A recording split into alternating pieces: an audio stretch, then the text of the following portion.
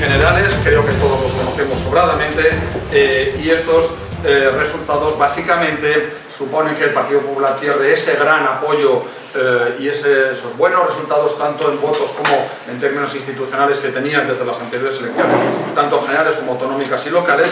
Pierde más de 3,5 millones de votos. También el Partido Socialista. En general, podríamos decir que hay un cambio muy significativo en el sistema de partidos, que es de lo que yo en principio me iba a ocupar.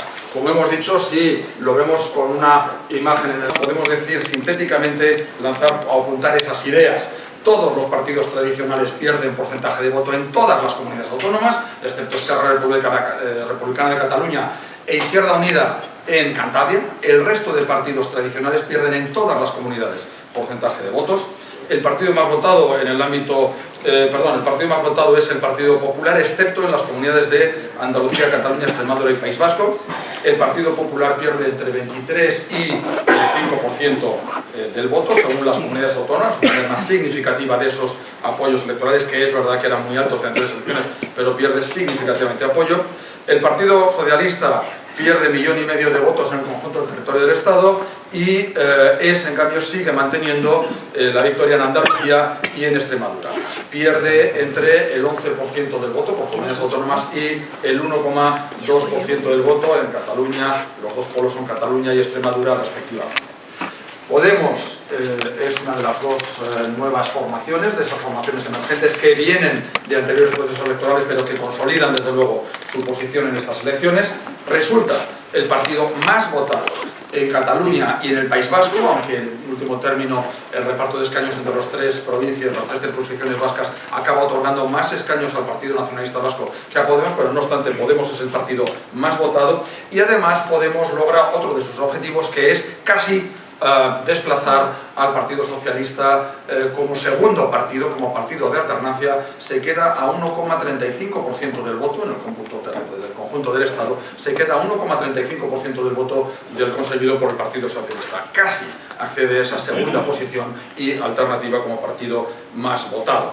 Es, como he dicho, el partido más votado en Cataluña y el País Vasco, y es el segundo partido más votado en otras 6 comunidades autónomas: Baleares, Canarias, Comunidad Valenciana, Galicia, Madrid y Navarra. En definitiva, si atendemos al color de las distintas comunidades autónomas, en cuanto a los dos grandes partidos que tradicionalmente habían articulado la política en España, Partido Socialista y Partido Popular, alternándose en el gobierno desde las elecciones del 82, una vez que Unión del Centro Democrático desaparece prácticamente y se atomiza y acaba desapareciendo más tarde en los 80s, hay 9 comunidades autónomas en las que el Partido Popular y el Partido Socialista mantienen esas dos posiciones, son los dos partidos más votados, por lo tanto manteniendo el viejo esquema de ese sistema mal llamado bipartidista, pero básicamente, aunque muy seguidos muy de cerca por Podemos en muchas ocasiones. Y en cambio encontramos 8 comunidades autónomas en las que entre los dos partidos más votados al menos hay un nuevo partido. Querría dedicar un minuto rápidamente a la desproporcionalidad, cómo juega el sistema electoral y cómo ha jugado el sistema electoral en estas elecciones. A ellos presento los resultados de un índice, el índice de cuadrados mínimos, que es el índice que se utiliza de manera estandarizada para hablar de la desproporcionalidad en el conjunto del sistema de partidos en las sucesivas elecciones que ha habido en España desde 1977. Y observamos que, aunque se ha incrementado el número de partidos que compiten en la banda alta de los resultados electorales, antes eran solo 2, PP y PSOE, ahora son 4, incluyendo a Ciudadanos, además de Podemos, observamos que, no obstante, la desproporcionalidad no ha bajado tanto como aparentemente en ocasiones se ha querido significar. En las elecciones de 2015 se alcanza una desproporcionalidad un poquito superior al 6 en el índice de cuadrados mínimos, pero no es la elección en la que menos desproporcionalidad se ha registrado. Hay algunas, en el 86, o el 2004, o el 2008, donde se registró menos desproporcionalidad. Si atendemos a la desproporcionalidad para cada una de las formaciones partidistas, esto es, utilizamos otro indicador, que es el indicador ratio escaños-votos. Básicamente se divide el porcentaje de escaños entre el porcentaje de votos y se puede ver cómo ha tratado el sistema electoral a cada formación partidista, no al conjunto del sistema de partidos, sino a cada formación partidista. Lógicamente, dividiendo el porcentaje de escaños entre el porcentaje de votos, el 1 indicaría una perfecta proporcionalidad para ese partido. Por debajo de 1 en el valor del índice indicaría una merma de la proporcional en el sentido de infrarrepresentación, el partido pues sería penalizado, mientras que si el indicador está por encima del 1 algo, ese partido ha sido primado, está sobre representado por el sistema. Y observáis que en el conjunto del territorio del Estado, de nuevo, estos son valores para el conjunto del territorio del Estado, PP y PSOE han sido generosamente primados por el sistema electoral, mejor dicho, han seguido siendo primados generosamente por el sistema electoral, y otras formaciones como Podemos y Ciudadanos, que en esta ocasión se han alcanzado a estos grandes partidos, novedad en el sistema de partido español, rozan casi el 1 en sus valores, aunque aquí hay mucha variedad en las respectivas circunscripciones. Si atendemos a algunas circunscripciones individualmente consideradas, Podemos, por ejemplo, resulta manifiestamente sobrerepresentado. El caso de Teruel, Podemos alcanza un índice de escaños votos de 1,42, por lo tanto muy sobrerepresentado. Insisto, estos son datos por medio para el conjunto de los datos agregados. Y hay otras formaciones que en cambio son claramente penalizadas, siguen siendo muy penalizadas, como es el caso de Izquierda Unida. Es un partido que tradicionalmente ha estado infrarrepresentado por el sistema electoral. Vamos a ver cómo cambia el sistema de partidos, tanto en el ámbito estatal en comparación con con elecciones anteriores, como en el conjunto de las 17 comunidades autónomas, puesto que, como sabéis probablemente, en España más que de sistema de partidos en singular, hablamos de sistemas de partidos en plural. Se da simultáneamente una variedad de sistemas de partidos en los que coexisten el sistema de partidos común con sistemas que desde el año 91 Josep María Vallès denominó sistemas excéntricos por diferentes del central, del común, sistemas excéntricos que conviven en un conglomerado de plurales sistemas de partidos. Y eso lleva a que cada comunidad autónoma en ocasiones puede ser una arena electoral específica que tiene características específicas. Se ha incrementado, lógicamente, la fragmentación del sistema. Esto es la medida en la que el poder político está disperso o concentrado. Y utilizando un índice, el número efectivo de partidos, NEP, que es un índice estandarizado, para analizar, como digo, el sistema de partidos, la medida en la que el poder político está disperso o concentrado en el sistema de partidos, observamos que en estas elecciones el número efectivo de partidos ha crecido significativamente respecto de las anteriores, alcanzándose para el conjunto del territorio del Estado el máximo nivel que se había alcanzado hasta la fecha, de manera muy pronunciada desde las elecciones de 2011.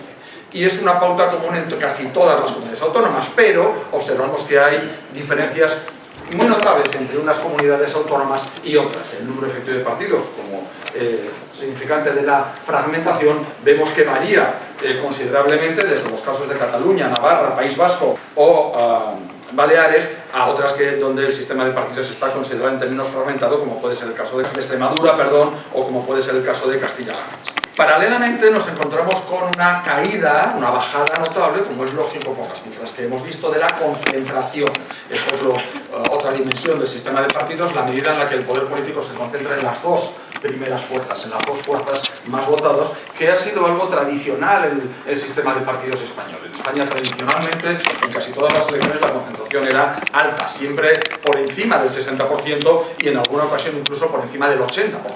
PP y PSOE sumaban el 80% del voto, unos 10 puntos más si hablábamos de escaños. Pues bien, observamos que en estas elecciones el porcentaje de voto, en este caso que suman entre los dos partidos más votados, ha bajado notablemente hasta aproximadamente el 50%, por debajo incluso del 50%, cosa que no había ocurrido nunca. Esto complementa el indicador anterior respecto a la dimensión anterior respecto de la fragmentación. Y, una vez más, si comparamos las distintas comunidades autónomas, las distintas arenas electorales en esa España multinivel, nos encontramos con que, efectivamente, de nuevo observamos una variedad bastante grande en cuanto a qué ocurre con la concentración en cada una de esas comunidades autónomas. Teniendo en cuenta que en algunas de ellas, incluso las dos fuerzas más votadas no son PP y PSOE, por supuesto, sino que pueden ser Podemos, en primer lugar en Cataluña y País Vasco, por ejemplo, o como segundo partido más votado. Pero una vez más observamos una variedad con una concentración más bien baja, excepto en algunas comunidades autónomas, de nuevo, como Extremadura o como Castilla-La Mancha, como venía siendo habitual. Junto con estos indicadores, una tercera dimensión del sistema de partidos que nos interesa analizar es la que tiene que ver con la polarización. Sartori, un gran politólogo, probablemente del que todos vosotros habéis oído, o al menos espero habéis leído, Giovanni Sartori decía que la polarización es la dimensión del sistema de partidos que en mayor medida incide acerca de la posibilidad de estabilidad del sistema. Pues bien, una combinación de mayor fragmentación, número efectivo de partidos alto, con incremento de la polarización, eventualmente afecta directamente a la estabilidad del sistema. Observamos que efectivamente en el 2015 se ha incrementado la polarización respecto de la observada en el 2011, pero también tenemos que pensar que no ha sido una polarización tan alta como la que se ha observado en esas comunidades autónomas. Volatilidad, ¿en qué medida ha cambiado el sistema de partidos? Sabéis que la volatilidad es el resultado de la volatilidad entre bloques e intrabloques y que puede tener distinta significación sobre lo que podemos volver después. Cambio en el sistema de partidos entre dos elecciones, cambio agregado neto entre dos elecciones consecutivas. De nuevo, estas elecciones han registrado una volatilidad como aquellas del 82, una volatilidad muy grande, desconocida, quitando aquel caso extraordinario que se calificó como un seísmo electoral o terremoto electoral en 1982. Pues bien, hemos alcanzado niveles de volatilidad también muy altos, aunque a diferencia de otras elecciones, la mayor parte de esa volatilidad está explicada por volatilidad intrabloques, dentro de los bloques, y por lo tanto con menor repercusión para la estabilidad de los anclajes del voto del sistema de partidos. Insisto, una vez más, el mismo registro en muy distintas comunidades autónomas, el mismo registro en el sentido de diversidad en las comunidades autónomas. Lo dejo ahí para no más. Gracias.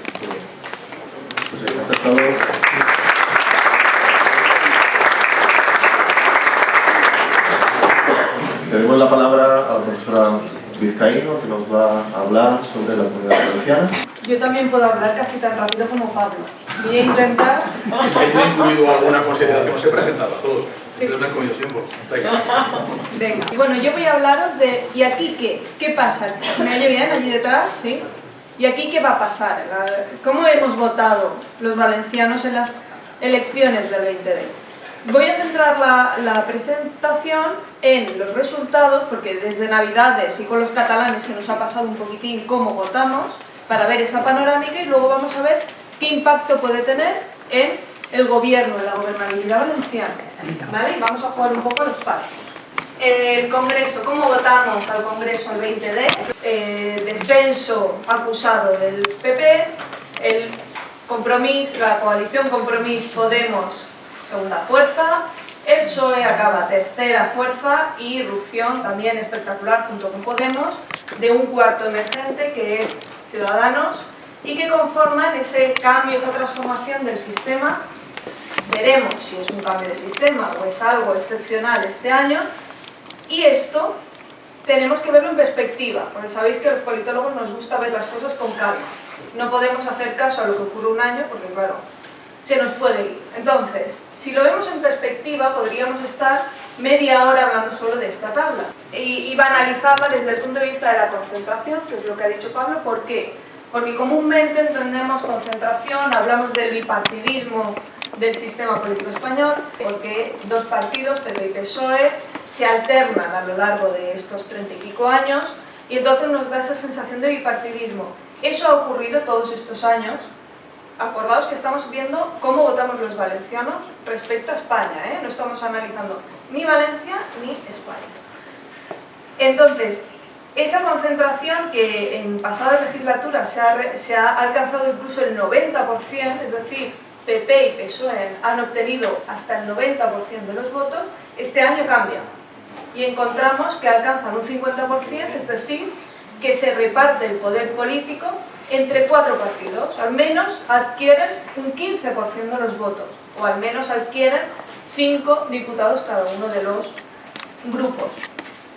Eso es una excepcionalidad desde el punto de vista politológico, que es el que nos interesa. Y la otra dimensión que me gustaría hablar es los PANE, partidos de ámbito no estatal, es decir, eso del valencianismo político que hablamos, que ha resurgido, que vuelve a aparecer en la escena política, ¿cómo se refleja? Hasta ahora veíamos que Unión Valenciana era el único representante que teníamos en España, desde Valencia, del 86 al 96. Desde entonces hasta la pasada legislatura no hemos tenido ningún representante, hasta ahora. Hasta la pasada legislatura con una Compromís, en esta presente con 9. Realmente no son 9. Son 4 los representantes de Compromís, y es posible que alcancen un grupo parlamentario, que eso sería muy interesante desde el punto de vista de la territorialidad, desde la valencianía política. veremos si lo consiguen o no lo consiguen. Como veis, solo vamos a ver estos dos elementos desde el punto de vista de los resultados históricos electorales. Conclusiones de cómo hemos votado los valencianos en este 20D es que hay una mayor fragmentación y fin de la concentración, una valencianización del Parlamento estatal, incluso en elevados niveles sí se alcanza el grupo parlamentario propio, el valenciano, y reflejo de la diversidad política y social. Hasta ahora sabíamos que la sociedad valenciana era heterogénea, era diversa, pero no tenía su reflejo en la política. Ahora, con los resultados no solo del 20D, sino de mayo, hemos visto cómo empezamos a reflejar esa diversidad también a nivel político. Y segundo elemento, hoy viene Tomás, es decir, cómo impactan los resultados del 20D en la gobernabilidad valenciana. ¿Cómo impacta en el gobierno? Sí, impacta en el gobierno valenciano. Para eso vamos a verlo desde el punto de vista del sistema multinivel, o es lo que hablamos del sistema multinivel. Con el desarrollo del Estado autonómico se desarrolla un sistema de diferentes niveles, local, autonómico, estatal, incluso europeo, que interrelaciona estas diferentes arenas y lo que ocurre en una arena incide en otra arena. Para bien o para mal, depende del posicionamiento que tengamos. Por eso hablamos de un sistema multinivel, en todos los elementos, no solo en el político, en el institucional, en el económico. Sabiendo que lo que ocurre en una arena repercute en una u otra arena, vamos a ver dos escenarios. Hay un tercero que he descartado, que es que vayamos a nuevas elecciones. No vamos a entrar. Ya tenemos suficiente con la posibilidad del escenario A y el escenario B. Escenario A. Resulta que el Partido Popular alcanza el gobierno en España, sea en minoría, sea en coalición con Ciudadanos, con otros apoyos, siempre con la abstención del PSOE. ¿Qué ocurre? ¿Cómo afecta eso al gobierno valenciano? Pues por un lado encontraremos un clima de gran confrontación entre el Consell y el gobierno español, por un lado, y entre el Consell y la oposición del Partido Popular de la Comunidad Valenciana. Es decir, veremos una oposición a doble banda, oposición directa e indirecta, entre el estatal y el autonómico. ¿Qué pasará con el PSPB? Pues tendrá una mayor presión de sus bases, porque pensemos que en este escenario el PSOE se ha abstenido para permitir el gobierno del PP. Eso supone una mayor presión de las bases, una mayor presión mediática, una mayor crítica en el seno del Parlamento de las Cortes Valencianas, y eso repercute en el liderazgo, o puede repercutir en el liderazgo de Ximo Puig como presidente del Consejo. Compromís y Podemos reforzarían su posición de fuerte oposición, tanto a nivel estatal como desde el Consell, oposición al estatal. Seguimos con la lógica del multinivel, de lo que hacemos aquí afecta allí y lo que pasa allí afecta. Ciudadanos refuerza obviamente su posición, entra en gobierno o apoya al gobierno estatal, entonces fortalece su posición dentro de las Cortes Valencianas, y el Partido Popular obviamente sería el mayor beneficiario de la situación del gobierno estatal. Conclusión.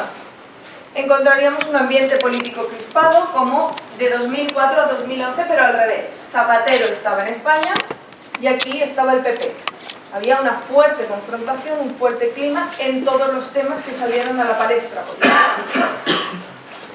Pero aquí lo tendríamos al revés.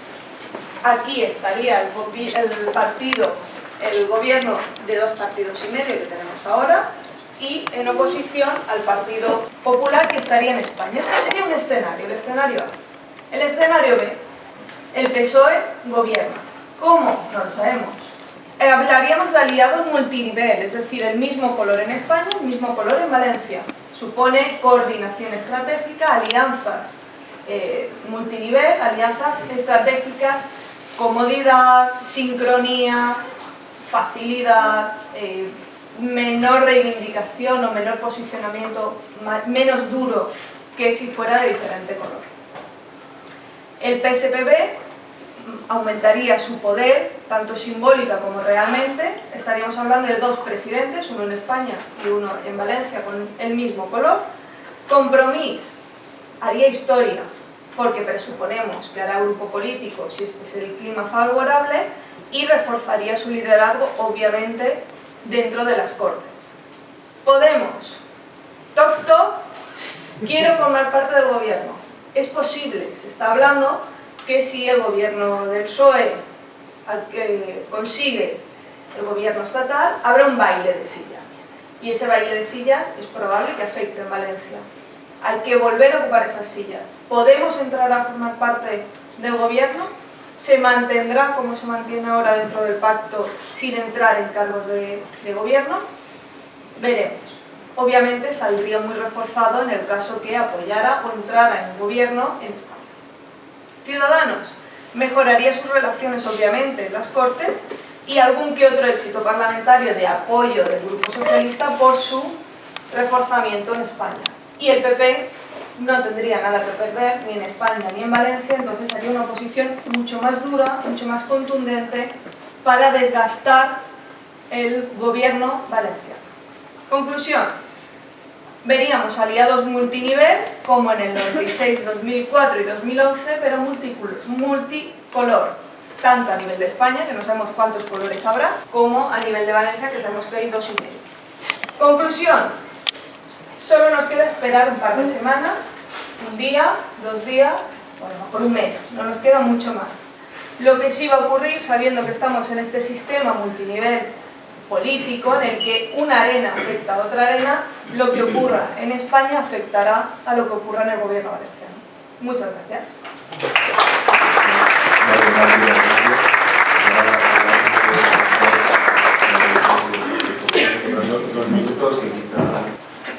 Bé, la meva intervenció tindrà dues parts fonamentalment. Si us hi fixeu, hem anat del més sòlid i anem avançant cap al més ambigu. L'Alba ens ha presentat dades electorals sòlides, Aida ha començat presentant-nos dades electorals i després ja ha començat a parlar una mica més d'escenaris. Jo bàsicament us avançaré preguntes, algunes hipòtesis, perquè no tenim respostes o evidències encara molt sòlides i després parlarem una mica també, en segon lloc, de l'impacte en termes organitzatius, com les eleccions poden afectar, en aquest cas, els partits en termes organitzatius. I després parlarem de l'impacte de les eleccions a nivell informal. Per fer-ho, discutirem sobre dues qüestions. Una, qui guanya i qui perd, i per tant com escatir qui és el guanyador i el vencedor tant a nivell global com a nivell intern. I finalment parlarem de l'impacte de les eleccions. Bé, anem a començar molt breument. Quan s'acaben les eleccions, en termes formals, i si no hi ha unes altres eleccions, que tot és possible, en termes formals els partits, la majoria dels partits estan obligats a convocar congressos. I per tant, l'impacte de les eleccions en els partits és molt clar perquè formalment els partits s'autoobliguen, després d'una convocatòria electoral, a fer un balanç organitzatiu intern. Per tant, des d'aquest punt de vista, el que ens espera en els pròxims mesos és, tant a nivell del lideratge del partit com a nivell organitzatiu, decidir què ha passat i si s'ha o no s'ha de fer canvis en termes del liderat. Des d'aquest punt de vista, òbviament això veurem què passa en cadascun dels partits. Ja hem començat a veure, especialment en el Partit Socialista, que hi ha certs moviments respecte a si Pedro Sánchez ha de ser o no ha de ser el futur secretari general i per tant aquesta és una dels primers símptomes que en termes formals pot haver-hi canvis. Però més enllà d'aquest aspecte hi ha una segona derivada o una primera derivada a nivell multinivell. Ell ens ha parlat de les derivades en termes de govern. A mi m'agradaria fer èmfasis en que també a nivell dels partits la dimensió multinivell és important. Per què? Perquè pensem, per exemple, en els dos grans partits nacionals, segurament passarà el mateix en Podemos i Ciutadans, la convocatòria del Congrés Nacional suposa, i la renovació, si voleu, del lideratge a nivell nacional, suposa automàticament la convocatòria de congressos a nivell autonòmic i, per tant, la renovació dels lideratges autonòmics. El que ens espera en els pròxims mesos no és només la renovació en termes nacionals, sinó una profunda renovació de les cares a nivell autonòmic. En aquest sentit, m'agradaria destacar només una cosa. En l'actualitat, el PP no té un líder formalment escollit, si voleu dir-ho així, en més de 10 autonomies. En el llarg procés de la celebració de congressos hi ha hagut diverses dimissions. Segur que tots recordareu la d'Esperanza Aguirre, segurament de les més visibles, però aquí a la Comunitat Valenciana Fabra va dimitir també, a les Balears va dimitir Gonzà. Per tant, en els pròxims mesos veurem com això es resol i en quin sentit. Segurament l'escalada multinivell és molt rellevant. A nivell organitzatiu, més enllà del que passa en termes del lideratge del partit, a nivell organitzatiu els partits han de fer balanç de què és el que ha passat. Segurament ens trobarem que els partits han de reformular en alguns casos la seva línia política per a replantejar-se-la completament, per ajustar-la en alguns altres casos i possiblement ens trobarem també en canvis organitzatius importants i de nou aquí la dimensió multinivell jo crec que serà rellevant. D'entrada, aquí hi ha una derivada, més enllà de la derivada multinivell, hi ha una derivada també que vincula o que afecta a la dimensió entre nous i vells partits. Ciudadanos i Podemos són dos partits nous que estan en fase d'institucionalització, per tant el que cal esperar d'en ells en els pròxims mesos és, per exemple, en el cas de Ciutadans és possiblement més clar que en el cas de Podemos, la creació del partit. Ciutadans és avui una gran maquinària electoral que no té estructura. I el que cal esperar és que aquesta estructura es desenvolupi i es consolidi en els pròxims mesos i anys. En el cas de Podemos, la qüestió és encara més rellevant perquè Podemos sí té una estructura organitzativa que va definir en el 2014 Vista Alegre. Jo crec que aquí aquest és un dels grans temes i en alguna ocasió ja ho he deixat per escrit. Un dels grans temes de futur de la política espanyola és quina és l'aposta organitzativa de Podemos, cap a on es dirigeix Podemos en termes organitzatius. Serà el partit de Vista Alegre un partit molt organitzativament centralitzat i molt verticalment dirigit, o ens anem cap a un partit que podem, si voleu utilitzar una paraula molt lletja, cap a un partit de tipus estratàrquic. Què és això d'estratàrquic? Un partit per capes. Si pensem en el Podemos de després de Vista Alegre, el Podemos que tenim ara és un Podemos que quan va a nivell municipal canvia de nom i de persones. Colau, la de Madrid, a Saragossa. A nivell autonòmic Podemos es va presentar, però el que ens hem trobat és que Podemos està reorientant la seva estratègia autonòmica per a acostar-se cap als partits, si voleu, perifèrics regionalistes d'esquerres. Compromís, les Marees a Galícia, etc. Colau a Catalunya, de nou també. Per tant, i finalment a nivell nacional, el Partit Nacional. És aquest el Podemos que veurem en el futur o és el Podemos de Vista Alegre durament centralitzat? Quin és el Podemos que veurem en el futur? Això és una de les qüestions que cal veure. Pels vells partits, de nou, les preguntes són tan o més llargues que les que hem assenyalat. Joan Rodríguez té escrit que el PSOE s'ha convertit o s'està convertint en el gran partit del sud. Per tant, el PSOE ha de replantejar-se què és el que vol ser. Vol ser un partit orientat estratègicament en els votants del sud o vol convertir-se en una altra cosa? I per tant, quin tipus de llenguatge ha d'utilitzar, quin tipus de formulacions programàtiques ha d'utilitzar per ser o no ser el que ara mateix sembla que s'està dirigint a ser. El PSOE també, Pablo no ens ho ha explicat, però els estudis electorals ens ensenyen que el PSOE cada cop té una dificultat més gran per penetrar en grans àrees urbanes i per tant no només s'està convertint en un partit del sud, sinó de ciutats relativament petites. M'imagino que els dirigents del PSOE, que són molt conscients d'això, el que voldran de cara al futur és intentar revertir aquesta situació, per tant, cal esperar passos per a canviar-ho. I el mateix pel PP. Si el PSOE és el gran partit del sud, segurament el PP s'està convertint en un gran partit mesetari. Si el sud és dels socialistes, el centre de la península és del PP.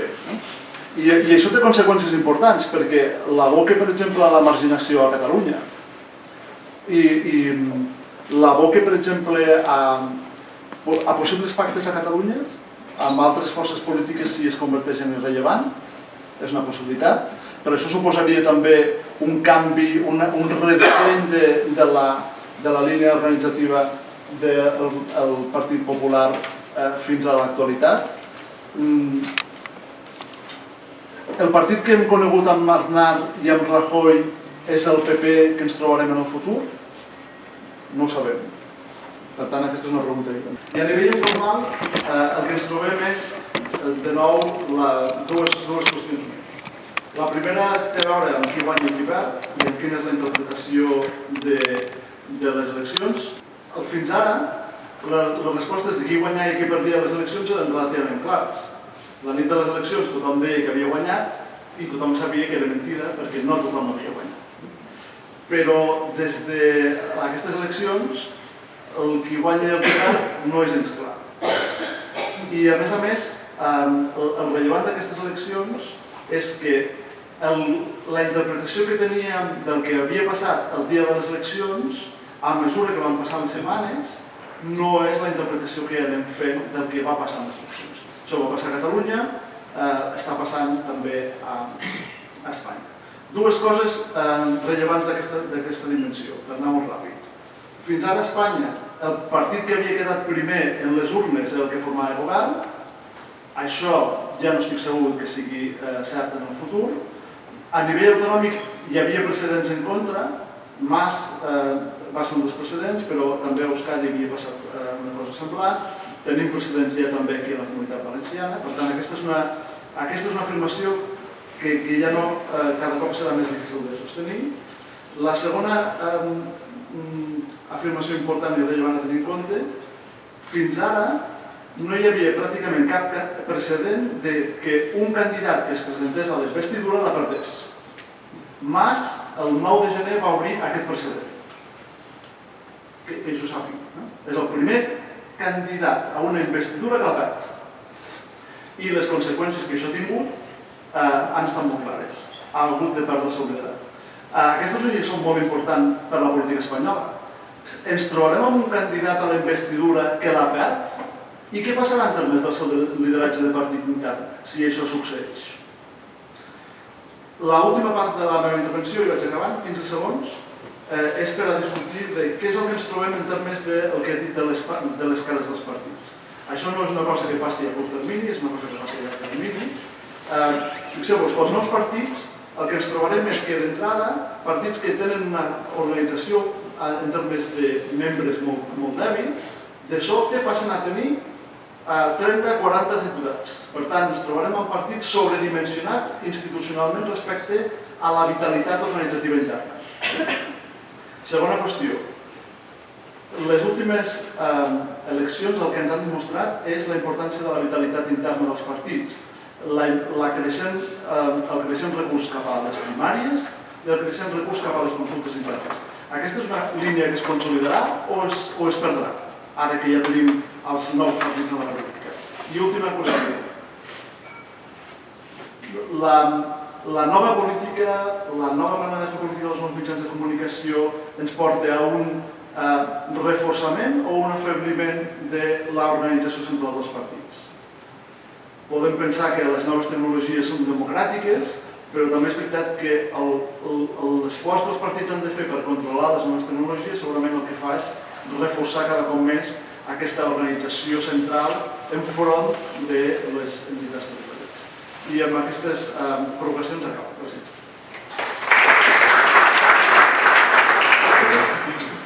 Bien, primero gracias por su asistencia y gracias por su colaboración después del debate, porque como están viendo, estamos poniendo instrumentos sobre la mesa. Y en este sentido, mi intervención va a ser si cabe, más especulativa de la que mis colegas que me han precedido, que han tratado de hablar con cifras, con datos o con análisis como el de mi compañero Óscar Barbera.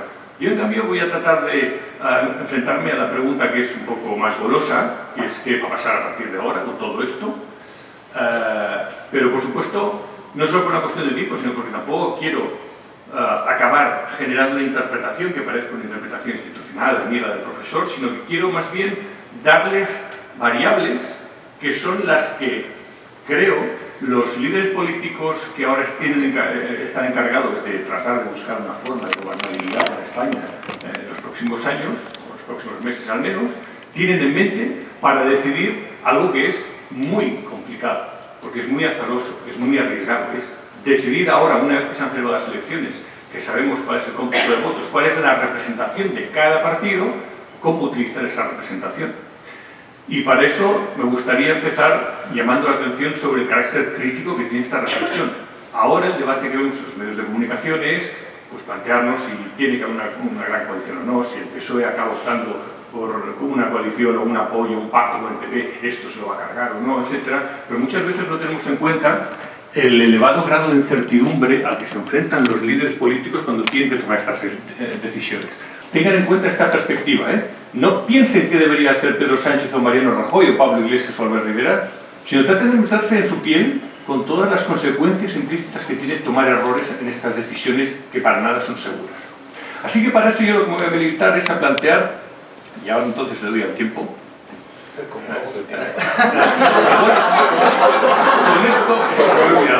con esto lo que voy a dedicar ahora es a ver esas claves que pueden ser decisivas a la hora de tomar una decisión u otra, teniendo en cuenta que estamos hablando de seres humanos, como he dicho antes, con un elevado nivel de incertidumbre, por lo tanto, donde se pueden cometer errores que llevan a situaciones como las que hemos visto en Cataluña en las últimas semanas. ¿De acuerdo? Mi intervención, por lo tanto, va a tener tres partes. Primero, una muy rápida, donde voy a ir enumerar, no voy a entrar a desarrollarlo, por supuesto, las variables clave para ver qué escenarios realmente son plausibles y cuáles no. Porque a veces en el debate parece que el dilema sea entre un tipo de pacto u otro, cuando en realidad uno de los dos prácticamente no tiene probabilidades. Y esto depende no de la voluntad de los actores, de los políticos, sino de los criterios, de la base real que hay para ello. Después voy a entrar en algo que no se está discutiendo para nada y que para mí me parece clave, porque también va a ser clave para la resolución de cualquier escenario de pacto, y es ¿para qué? ¿Pactar para qué? No todo es simplemente una distribución de sillas. Y esto es muy importante que ustedes como ciudadanos lo tengan en cuenta, porque será esto lo que realmente luego pasará cuentas a la hora de ver si los partidos han aceptado o no los pactos. Y entonces con ello me permitirá al final plantear una serie de escenarios, a ver qué les parece. En primer lugar, las variables que condicionan las opciones de pacto. Por un lado, hay las variables que en el fondo todo el mundo tiene en mente cuando piensa en ello, que son las variables parlamentarias. De hecho, las teorías de ciencia política para predecir pactos, con muchos errores en las predicciones, se basan en estas, básicamente, en dos variables. Una, ¿cuál es el peso de cada grupo parlamentario? Y es el que el profesor Oñate les ha hablado al principio, no tanto en términos de votos, sino en términos de escaños, que es lo que cuenta. A veces lo olvidamos. Estamos en un sistema parlamentario y lo importante no es ser primero o segundo, sobre todo como ha anunciado el profesor, explica el profesor Roberá. Lo que importa es cuál es el peso que tiene cada uno, porque ese es el peso que indica cuánta parte, qué porción del electorado representa, y sobre esa representación hay que tomar decisiones. Para ir rápidos les he puesto en esta pizarra simplemente para que tengamos en cuenta, no voy a entrar ahora a discutirlos, lo que serían, digamos, las sumas clave para ver qué es posible y qué no es posible. Lo interesante, si podemos llamarlo así, de esta legislatura que se inicia, es que la suma es muy perversa.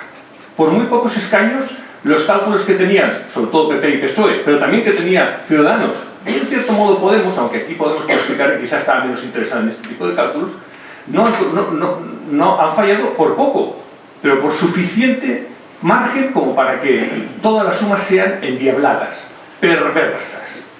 Y esto no lo leo como algo negativo, sino como algo que nos tiene que obligar a pensar que estamos en una democracia, y en todas las democracias, sobre todo cuando se trata de democracias parlamentarias, donde no se eligen mayorías que gobiernan, sino se eligen porcentajes de representación, pero se tiene que poner de acuerdo, bueno, pues esto obliga al quid pro quo, y esto es algo que estamos olvidando ahora cuando hablamos de debates. Estos dos criterios son, como decía, por un lado, el peso parlamentario de cada candidatura, por otro lado, la coherencia ideológica. Coherencia ideológica quiere decir, bueno, pues más o menos, en teoría hay una de las tesis tradicionales de la ciencia política, es que los partidos tendrán más probabilidad de unirse si están más cerca. Lo que pasa es que damos, por supuesto, ideas como que ser de izquierdas o de derechas o cuál es la identidad ideológica de los partidos, cuando esto en el fondo ayuda bien poco.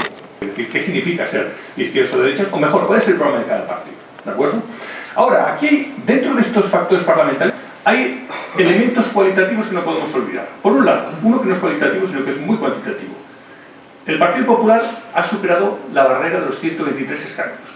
Con esta barrera significa que el Partido Popular se convierte en minoría de bloqueo para cualquier reforma que requiera la mayoría cualificada. Esto no podemos olvidar, porque esto, si lo tenemos presente, automáticamente desciende en bastantes grados la presión o las probabilidades de ciertos pactos. Segundo, también para el Partido Popular, ha obtenido mayoría absoluta en el Senado.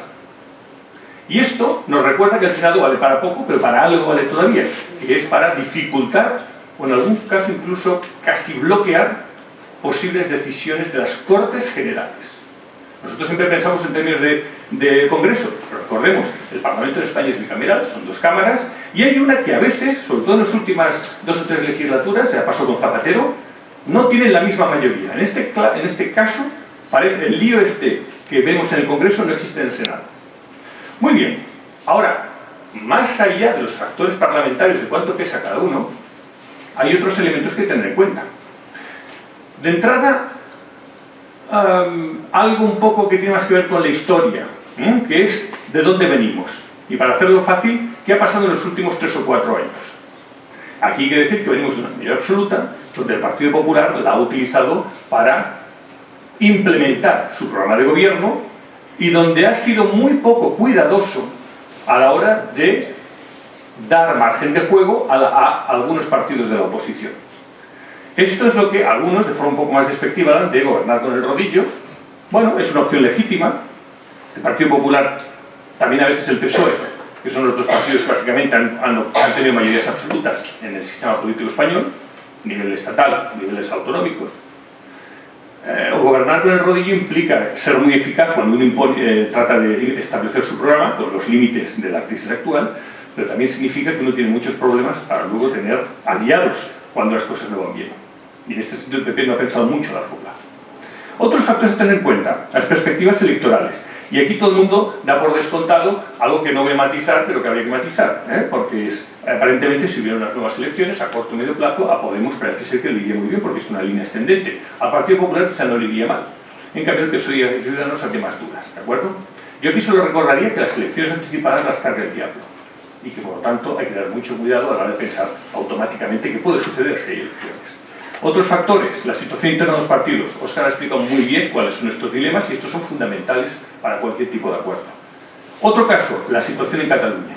La situación en Cataluña, que ahora ya está resuelta y por lo tanto ya no es una variable, ya está decidida.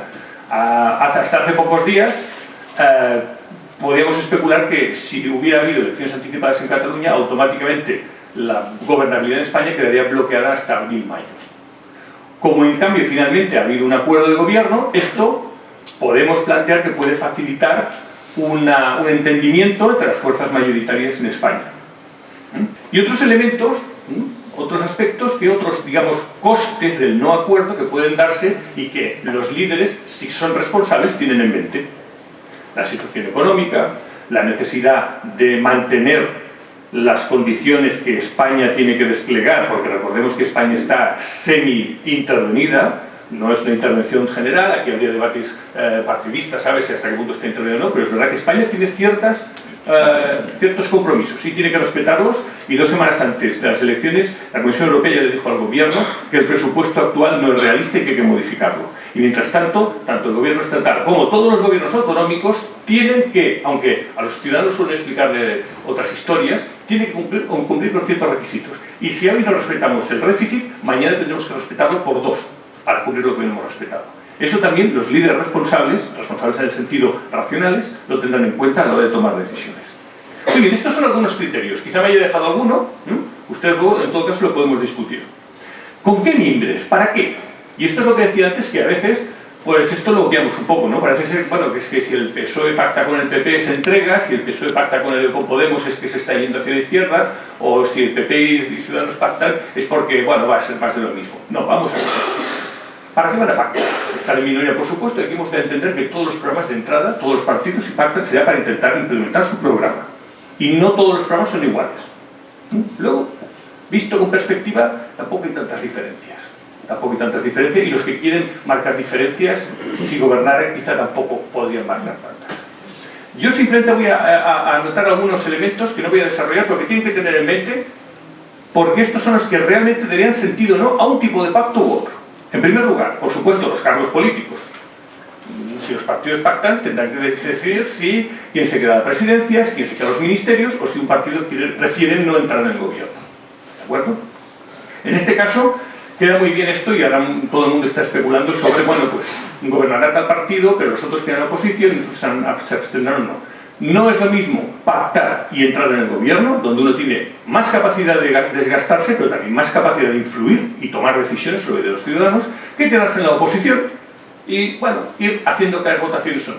Así uno influye menos. Por lo tanto, los cargos, que no son solo cargos, cargo, en el fondo quiere decir capacidad de influir y de decidir. Otro, las contraprestaciones multinivel, no entraré, aquí en este sentido Aida ya he explicado un poco con el ejemplo valenciano, no todos los pactos van a centrarse solamente en las consecuencias a nivel estatal. Pensemos que casi todos, como Óscar recordaba, casi todos los gobiernos a nivel autonómico son minoritarios, penden de pactos inestables, como es el caso de la Comunidad Valenciana, y que por lo tanto esto hay que tenerlo en cuenta a la hora de tejer pactos a nivel estatal. Las consecuencias irán más allá de las Cortes. Tercera variable, la reforma territorial. Lo que pase podrá contribuir o no a que se produzcan reformas territoriales. Eso implica financiación autonómica, regulaciones diversas de carácter territorial, reforma constitucional, la reforma política. La reforma política, la ley de financiación de partidos, la ley de partidos, todas estas cosas que los nuevos partidos decían que querían cambiar. Pues si quieren cambiarlas, tendrán que actuar para que puedan cambiarse, y esto tendrá que recogerse en los pactos. Políticas socioeconómicas, la reforma laboral, casi todos los partidos de la oposición la criticaban, si quieren cambiarla tendrán que entrar en el gobierno. Y para esto puede merecer la pena hacer un pacto. La reforma del Código Civil, inversiones sociales, etc. Y luego hay otros acuerdos que la gente no tiene en mente, ¿no? Por ejemplo, uno que últimamente habrá que promocionar un poco el interés que tiene. A veces pactar también significará, por ejemplo, decidir cuál va a ser la renovación de los cargos del Tribunal Constitucional en los próximos años. A mí me impactó mucho en mi adolescencia la película del Informe Pelícano. Cómo decidir un nombramiento del Tribunal Constitucional años después, o en aquel caso el Tribunal Supremo, años después tiene consecuencias. Y pensé mucho en esto durante la época de la reforma del Estatuto de Autonomía, como al final luego se comprobó. Esto es importante, y quien quiere cambiar la vida o afectar la vida de los ciudadanos también tiene que pensar en estas cosas. En definitiva, estos y otros elementos son más complejos, van mucho más allá, como ven, de si suman o no suman. En el fondo esto quiere decir si los partidos quieren decidir o no quieren decidir. Y esto significa enfangarse, pero bueno, yo diría que hablar de estas cosas significa también hablar de lo sustantivo, en el cual probablemente todos los partidos que quieran, cuando se pongan a negociar esto, perderán. Pero como decía el profesor Joan Romero en un artículo que publicó muy interesante sobre la vía valenciana como modelo para la vía española, todos perderán seguramente, pero todos ganaremos con ello. No olvidemos esto. Y entonces entro ya en la recta final, porque quedan 2 minutos, que son los que le cojo a Aida, que es pensar, bueno, muy bien, tenemos aquí el trilema, pensar esto que ahora he dicho así de forma muy impresionista, en el fondo se va a resumir en un trilema. Cuando tengan que decidir si pactan o no, los partidos van a tener que saber si priorizan cargos, si priorizan políticas o si priorizan votos. Vamos a hacer, yo ahora voy a especular y esto que digo puede ser discutible, ¿de acuerdo? Me someto a su opinión. Yo creo que el Partido Popular ante la negociación va a priorizar cargos, es decir, cualquier escenario que le permita mantenerse en el poder. ¿De acuerdo? No le interesa ir a la oposición. Incluso preferiría ir a elecciones anticipadas que a la oposición. Por lo tanto, sus preferencias son cargos, si no votos, en último extremo, influencia. Por eso estará dispuesto a sacrificar mucho de su programa para mantenerse el poder, y esto es una oportunidad para los que quieren pactar con el Partido Popular. En cambio, Podemos creo que es el extremo. A Podemos seguramente, realmente tiene razón cuando dice que no le interesa tener cargos. También yo diría que no parece que su actitud sea la de estar muy interesado en influir ahora mismo, porque Podemos saber que sus opciones electorales son positivas. Y por lo tanto, a la hora de hacer pactos, priorizará sus oportunidades electorales a corto plazo.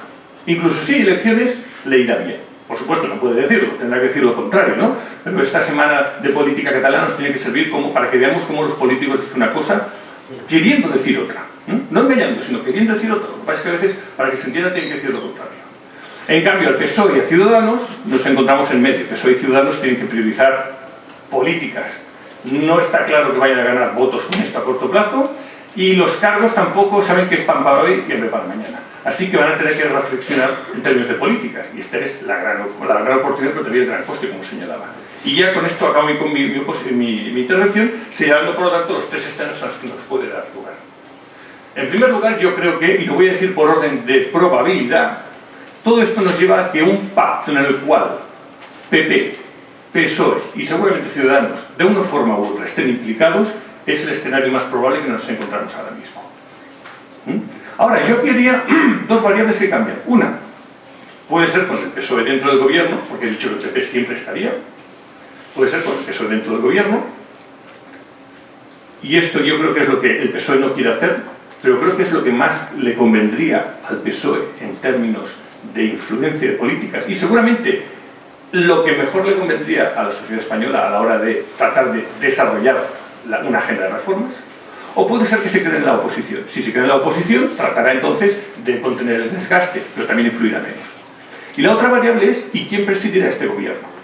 Mariano Rajoy. Ahora mismo, como decía Óscar, el presidente Rajoy parece sólido. Pero vamos a ver, cuando empiezan a pasar los días, y sobre todo quizá pierda la primera y sobre todo la segunda opción, entonces dentro del PP quizá empiecen a plantearse si vale la pena seguir insistiendo en Mariano Rajoy o hay que aprovechar esta situación para el recambio. ¿Qué le interesa al Partido Socialista? ¿Pactar con un gobierno con Rajoy o no? Muchos dirán, no, por supuesto, hombre, con Rajoy, por supuesto, si tiene barba, todavía no se ha cortado, ¿no? Está de moda la barba, por cierto, dicen los estudios de consumo. Yo diría más bien que a los partidos que quieren tratar de ganar posiciones ventajistas tienen que pactar con líderes a los que les queda poca vida. Lo dejo ahí. Un segundo escenario, yo creo que hará, bueno, no diré por orden de probabilidad, está pactos de izquierdas, o en cualquier caso, un escenario en el cual está el PSOE, pero no está Ciudadanos, pero no está el PP. Esto puede ser un pacto de izquierdas o puede ser un pacto PSOE-Ciudadanos con apoyos de Podemos. Yo creo que esto es muy probable, y me puedo equivocar, pero ahora me mojo. Es muy probable, ¿por qué? Pues como he dicho al principio, Podemos solo aceptaría tal tipo de gobierno porque se fueran a tomar decisiones contundentes de reforma política, y no puede haber, sobre todo porque la aritmética, he dicho antes, que ha dado otro escenario, va a ser muy difícil tratar de imponer, de desarrollar una agenda de reformas políticas excluyendo al PP. Y no podemos meter al PP y a Podemos en el mismo saco, a no ser que pasen cosas que ahora no se me ocurren, pero que pueden pasar. Cosas más graves o críticas, ¿de acuerdo? Y por último están las elecciones anticipadas. Las elecciones anticipadas, que yo creo que es el segundo escenario es más probable que un gobierno de izquierdas, pero menos probable que un gobierno de PP con colaboración del PSOE, aunque esto no es un escenario en realidad, esto es el fracaso de la política. Si hay elecciones anticipadas, en el fondo no es porque ningún partido haya apostado a elecciones anticipadas, porque como he dicho antes, los resultados son inciertos. Yo creo que las elecciones anticipadas solo pueden darse o bien porque los actores pueden cometer errores a la hora de negociar, de nuevo me remito al caso Qatar de las últimas semanas, o bien porque yo creo que si hay cualquiera sea el pacto que se alcance, algunos partidos, sobre todo pienso en el PSOE, tendrán dificultades en explicar ese pacto sin llevarlo y ponerlo a opinión de sus bases. Ahora, muchos se estuvieron riendo con las dificultades que pasó la CUP, cuando el partido anticapitalista catalán, cuando trató de justificar su posición respecto a más, y se choteaba, mira, fíjate estos, mira, estos asamblearios, mira, tal cual. Bueno, quiero ver al PSOE cómo justificará, sin pedir la opinión a sus bases, cualquiera sea el pacto que decida. Lo dejo ahí y seguimos hablando después. Muchas gracias.